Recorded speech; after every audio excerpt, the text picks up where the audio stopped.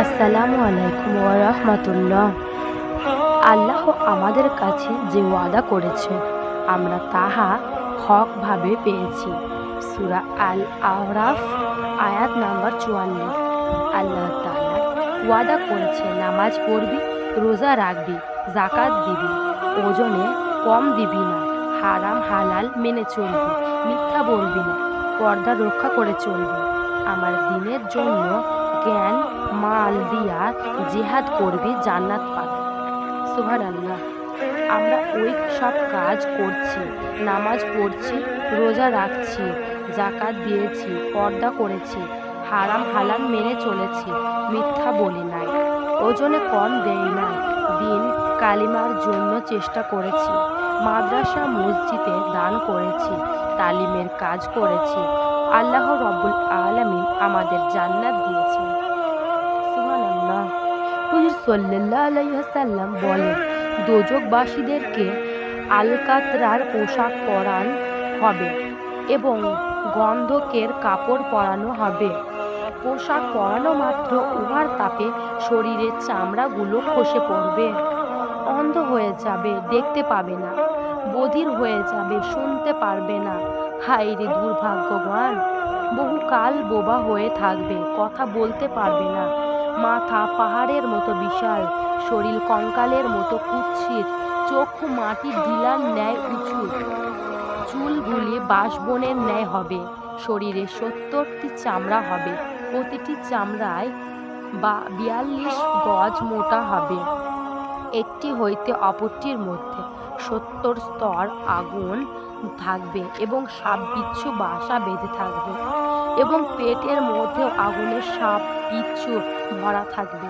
দেহে সাঁড়াশি দ্বারা কাটা হবে, লোহার হাতুড়ি গরম করে তা দিয়ে মায়ের পিঠ শুরু করবে।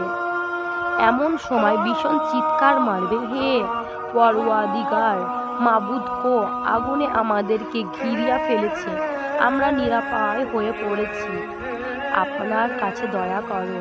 কিন্তু ইহা তাদের আযাব বন্ধ হতে পারে না, কোনো ফরিয়াদ শোনা হবে না, বরং যাতে তারা কথা না বলতে পারে সেজন্যই গলায় বেড়ি ও আগুনের শিকল পরে টেনে হেঁচড়ে সিন্দুকের ভিতর ফেলে দেওয়া হবে।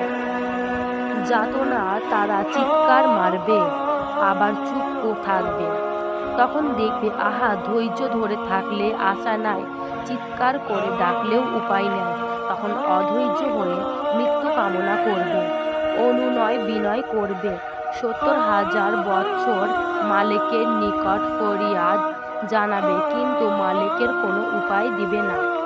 তখন তারা আল্লাহকে ডেকে বলবে, হে প্রভু গো, মালিকের কোনো উপায় দিচ্ছেন না, আগুনে আমাদের হাড় মাংস খসে পড়েছে, একটু অন্তত টুকরো টুকরো দিয়েছে, অন্তত একটি দিনের জন্য হলেও আমাদের আযাব কমিয়ে দাও।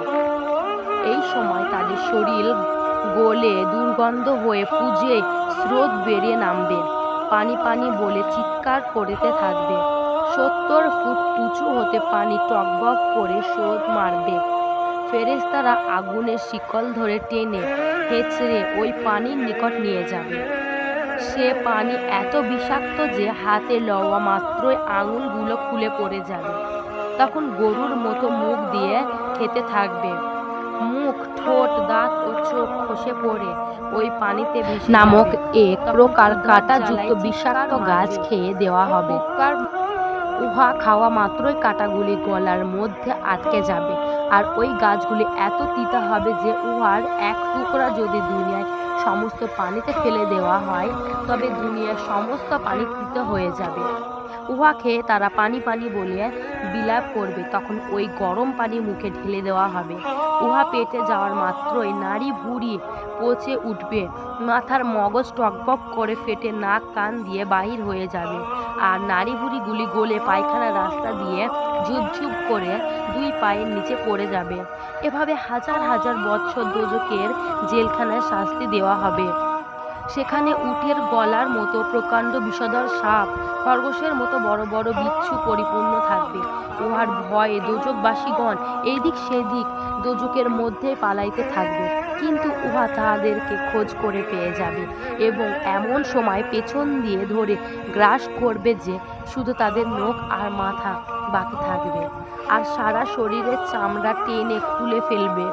উহা যন্ত্রণায় চিৎকার করে আল্লাহ পাকের নিকট ফরিয়াদ করবে, কিন্তু আল্লাহ তাদের দিকে ফিরে তাকাবে না, বরং আল্লাহ পাক তাদেরকে বলবেন, হে গুনাহগার, তোমরা দোজকের শাস্তি ভোগ করতেই থাকো, আমি তোমাদের আযাব শুধু বাড়িয়ে দিব।